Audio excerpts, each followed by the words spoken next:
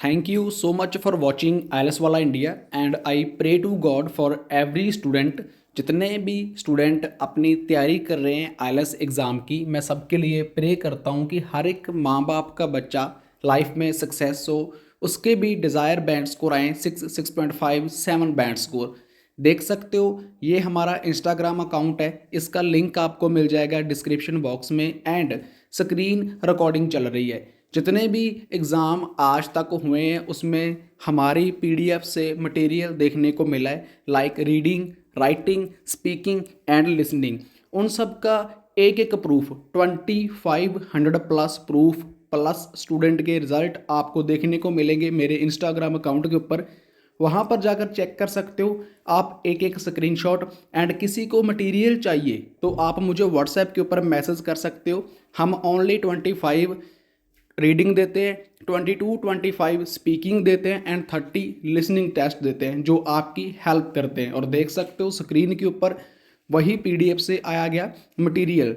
और किसी को चाहिए तो अपना नेम बताकर, अपनी एग्ज़ाम डेट बताकर, अपनी लोकेशन बताकर, ये तीनों थिंग्स बताकर आप मुझे बाय कर सकते हो। ये एक पेड मटेरियल है। A number of different recordings and you'll have to answer questions on what you hear. There'll be time for you to read the instructions and questions and you'll have a chance to check your work. All the recordings will be played once only. The test is in 4 sections. At the end of the test, you'll be given 10 minutes to transfer your answers to an answer sheet. Now turn to Section 1. Section 1. You'll hear a man calling a catering company. First, you have some time to look at questions 1 to 5.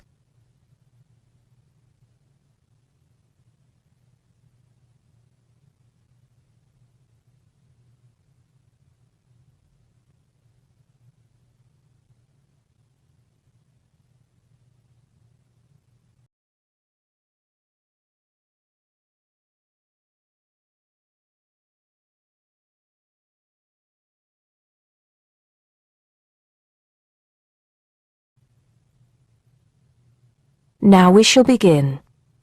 You should answer the questions as you listen because you will not hear the recording a second time. Listen carefully and answer questions 1 to 5. Hello, 5-star caterers. Can I help you? Oh, yes. I spoke to you an hour ago about the arrangements for our end-of-term party. Oh, that's right. It's Mr. Saunders, isn't it? Actually, it's Sanders. That's S-A-N-D-E-R-S. Oh, I'm sorry. I'll just get that down correctly on the form. Okay, Mr. Sanders, sorry about that. No problem. Well, I've got the details you asked for, so I thought I should call you back quickly and book. Good. Let's fill in the form, shall we? Great. First of all, can you give me a telephone number? Somewhere where you can be contacted during the day. Yes, it's 445-6786. 445-6786. Okay. And do you have a number where you can be contacted outside of office hours?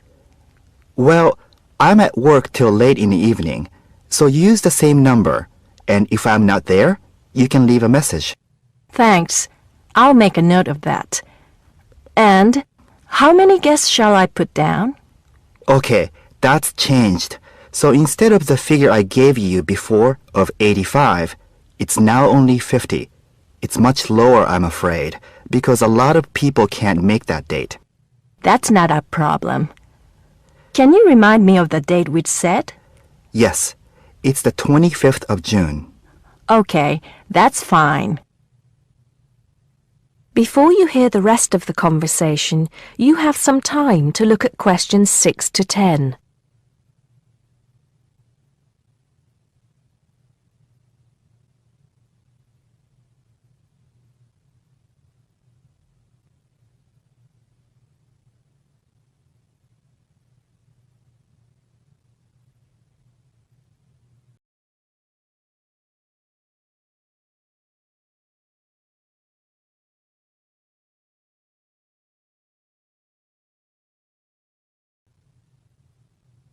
Now listen and answer questions 6 to 10. Now, did you have the chance to look at the tables on the website? Yes, I did. And I think the rectangular tables would be good. The long, thin ones. Yes, you could have 2 of those. The only problem is that they're for 24 people. So you'd only seat 48 people that way. And if you have 50 guests... Oh, I see what you mean. 2 people would have nowhere to sit. What about the square ones? You'd have the same problem with numbers. Usually, for 50 people, we find the round tables work well. Not the smaller ones. They only seat 6 people. The ones that seat 10, the large ones. So do you think we should have 5 of those? I think that would work well. Okay, that's what we'll do then. Fine. And have you decided on the menu you would like? Yes, I think so. But I wanted to ask you, we talked about having the 3-course meal with waiter service, but in the end, we thought it would be a bit too formal. So that leaves the buffet or the 7-course banquet. How much is a banquet again? £100 a head. That's too much and too formal. The buffet is fine. Okay, so I think I've got everything. We'd need a deposit of 50% of the total. Right. What's the total? Just a minute. Yes, it's £30 a head, times 50, so that's £1,500. 50% of that would be $750 now, with the balance due another $750 on the day. Great. I'll call in tomorrow if that's okay. I can pay you the deposit then. We'll look forward to seeing you tomorrow then. Okay. Thanks a lot. Goodbye. Goodbye. That is the end of section 1. You now have half a minute to check your answers.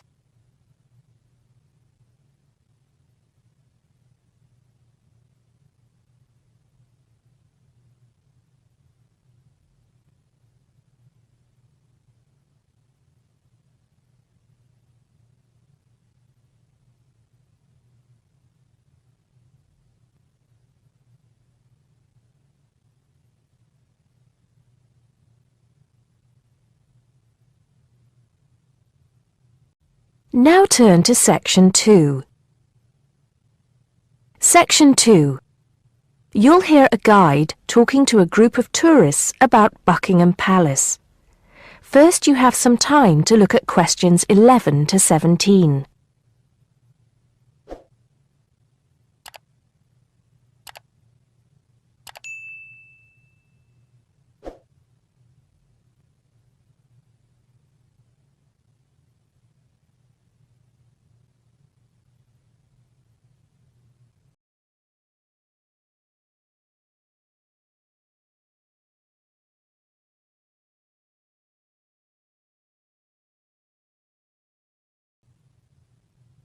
Now listen carefully and answer questions 11 to 17.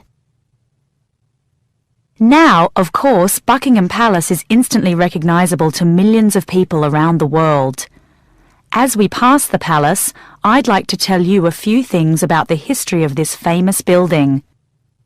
We think the first house was built here around 1624. In 1674, that house burned down and a new one was built, called Arlington House after its owner, the first Earl of Arlington. Then, in 1703, the first Duke of Buckingham changed the design of the house and the name. It was then known as Buckingham House. The building we see in front of us now has undergone many changes since it was first built. The east front, which is the part we see from the road, was added as part of the work done by Queen Victoria and was completed in 1850. But the palace has remained pretty much unchanged for nearly 100 years. The last major changes to the structure were made by King George V, who, in 1913, had the east front redesigned as a backdrop to the large memorial to Queen Victoria, which had just been placed outside the palace gates. Since then, only minor changes have been made.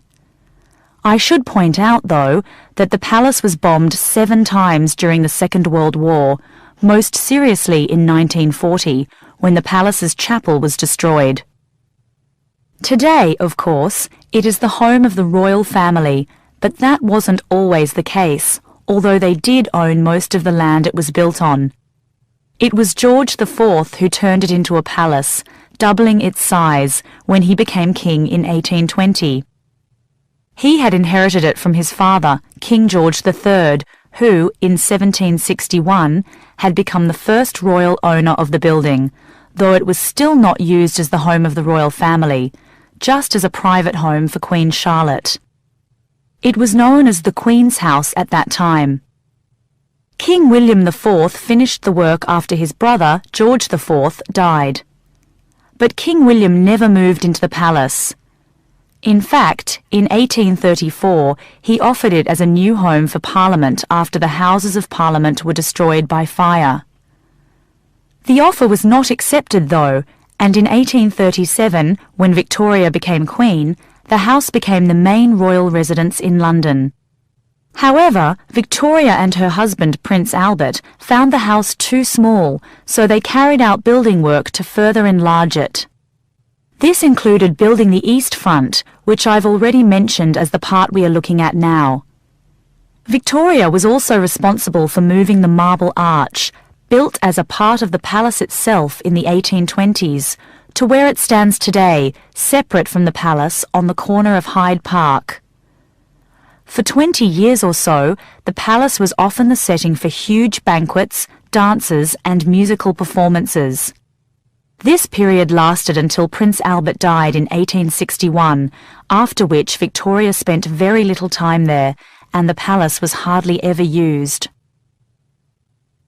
Before you hear the rest of the talk, you have some time to look at questions 18 to 20.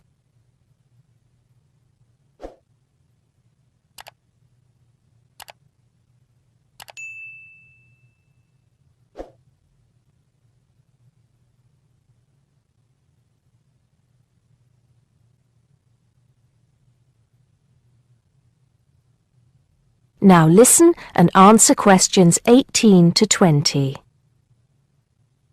When Victoria died in 1901, Edward VII became king. He was responsible for most of the decoration inside that exists today, and the dark days of the later part of Victoria's reign were fairly quickly forgotten as the palace came back to life. The palace has been in continual use by the British royal family ever since. A lot of people ask me if they can visit the palace. One way is if you're lucky enough to be invited to one of the 3 garden parties usually held every year. As many as 8,000 people attend these, although most of them do not get to meet any members of the royal family, and they don't see much of the inside of the palace. The garden is, however, quite spectacular, and it is the largest private garden in London, with an artificial lake, 30 different species of bird, and over 350 different wild flowers, some of which are extremely rare. Inside the palace, there are 240 bedrooms, 92 offices, and 78 bathrooms. There are also 19 staterooms, which are used for official engagements and ceremonies. Members of the public are only allowed to visit the staterooms, and then only in August or September when the monarch is not there. It's worth it, though, because there's a lot to see in the staterooms, including examples of some of the world's best art with works by Rembrandt, Rubens, and Canaletto. The tour, which lasts up to 2.5 hours, ends in the garden, where you can see more of the outside of the palace not visible from the road. That is the end of section 2. You now have half a minute to check your answers.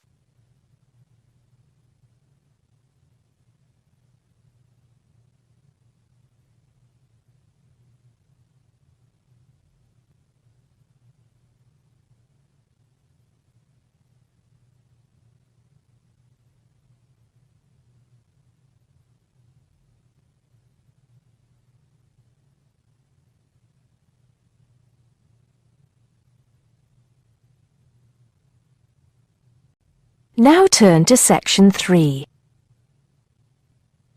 Section 3. You'll hear two university students discussing a social science lecture they attended. First, you have some time to look at questions 21 to 24.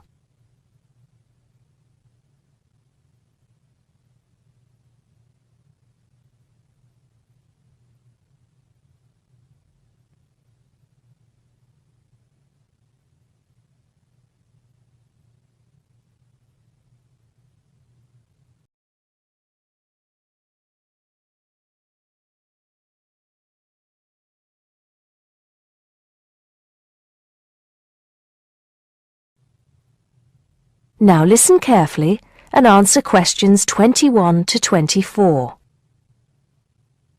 Did you go to the first social science lecture yesterday?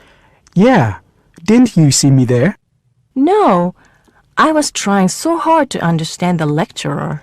What didn't you understand? A lot of it, really. For example, he said we needed to study history as part of the course, but I didn't get why. You probably missed it. He said early on that we need to learn from our past mistakes. Right. But he also said we need to put ourselves in the place of our ancestors. Why is that? I think the point is that it's not enough to know how they lived and what they did. We need to know what they thought. I see. And I've written transferable skills in my notes next, but I have no idea what that means. If you study social science, you learn skills that you can use in a job. Oh, right. Is that all? Okay, but why is that? The point he made was that in studying social science, you use a flexible and adaptable approach to learning. Before you hear the rest of the conversation, you have some time to look at questions 25 to 30.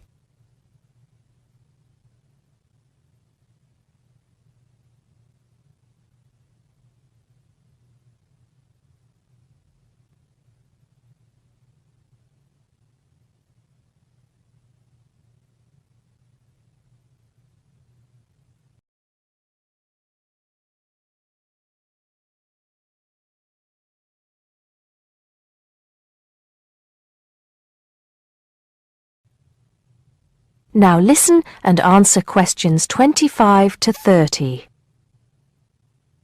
He also kept mentioning all the other subjects we will need to study as part of the course.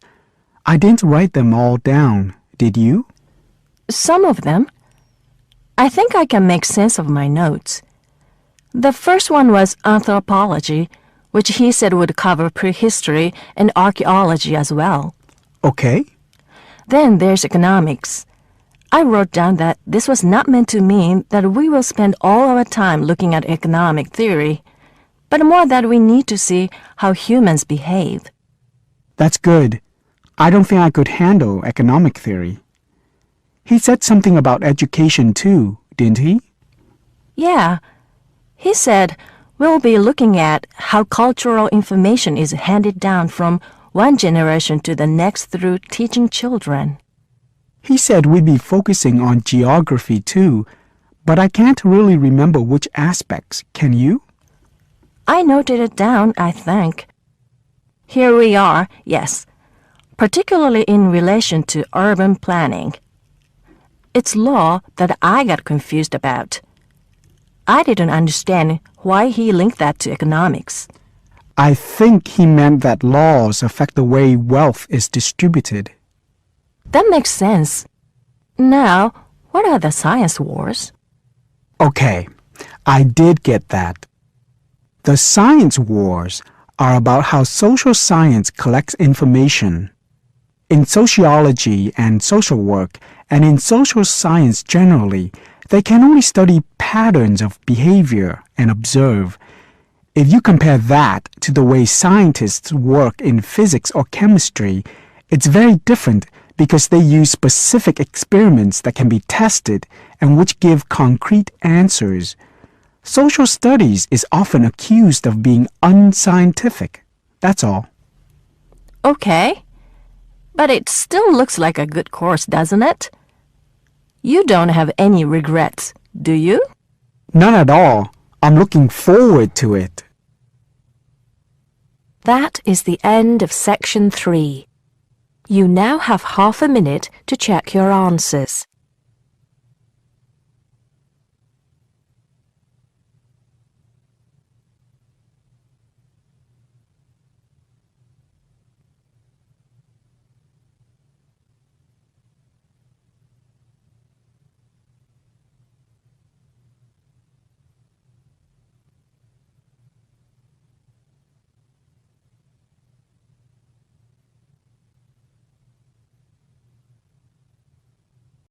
Now turn to section 4. Section 4. You'll hear a lecturer talking to students about America in the 1960s. First, you have some time to look at questions 31 to 37.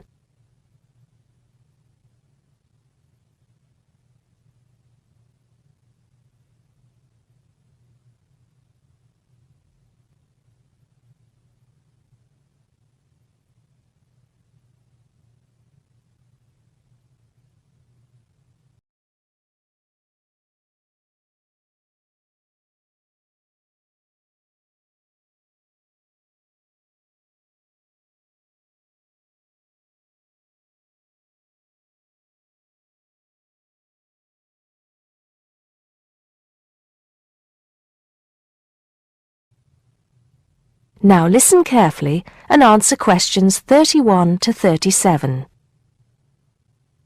We begin our examination of America in the 1960s with the usual caution. There is no sense in trying to understand any decade without looking at what came before. Those of you who still have outstanding coursework on the 1950s would do well to complete it now, if for no other reason than it will help make sense of the next series of lectures. But we must press on, and I'd like to begin my talk about the 60s with a reference to one of those things that came before, the post-war baby boom. With the end of the Second World War in 1945, there began in the USA an era of perceived prosperity and security. In short, people started to feel that the world was a much better and safer place to bring up children. So, at the start of the 60s, all those children born in the baby boom, 70 million in the US alone, were teenagers. As the 60s progressed, and as this large number of people approached adulthood, there was a noticeable shift in the balance of power, and young people began to have a voice in ways that were not considered possible in the more conservative atmosphere of the preceding decade. Things were moving forward at a rapid pace. The literature of the time brought out all the taboos. Everything was covered, such as race in, for example, the book To Kill a Mockingbird. The role of women changed, and equality for women, well, let's just say that once certain books were published, women were no longer going to be satisfied with their roles as devoted wives and mothers. Through literature alone, the whole fabric of society was challenged, and by the end of the 60s, things would never again be as they had pretty much been for the preceding 40 years. It was a decade of protest, civil rights protests, feminism, the rights of minorities, the Vietnam War. All these causes led to peaceful and not so peaceful protests on college campuses and elsewhere. People had been given freedom of speech and they were going to use it. The crime rate rose to 9 times what it was in the 50s, as respect for the old order faded away. But it was also a time of great development. In medicine, the 60s saw the first heart transplant. In technology and the space race, where we saw the first American in orbit and lasers being invented at the start of the decade, and the first man on the moon, and the first primitive internet at the end. Before you hear the rest of the talk, you have some time to look at questions 38 to 40.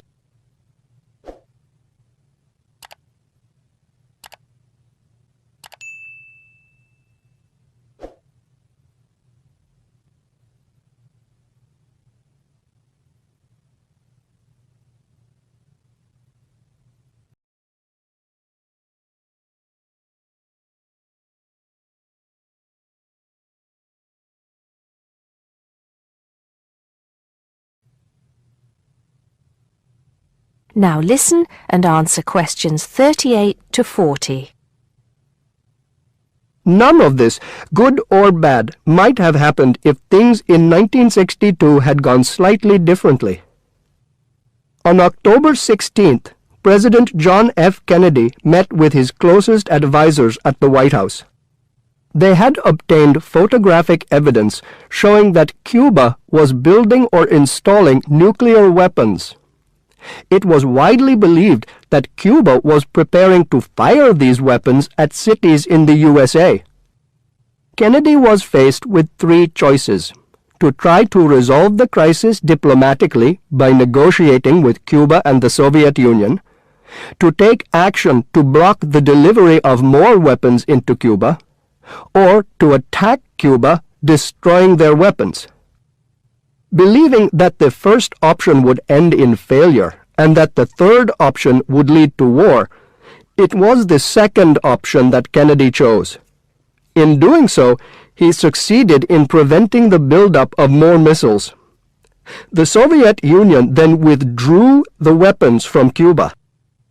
Most historians agree that if Kennedy had acted differently, the episode would have led to a full-scale nuclear war between the United States and the Soviet Union. Millions would have died, and the world would have been changed beyond recognition. That is the end of section 4. You now have half a minute to check your answers.